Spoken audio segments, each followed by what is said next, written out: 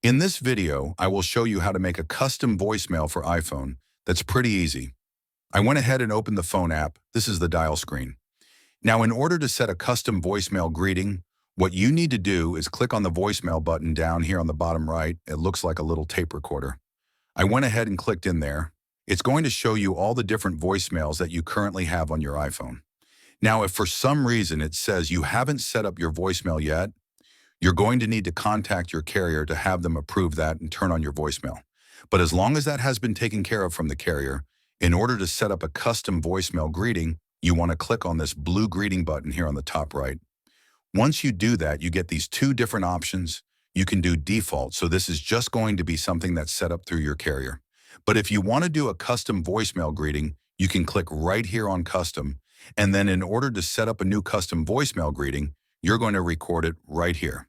Okay, so I went ahead and recorded a custom voicemail greeting.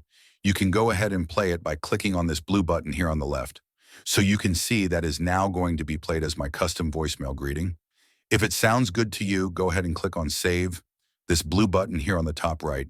It's saving, and just a quick second later, the page refreshes back here to my list of voicemails.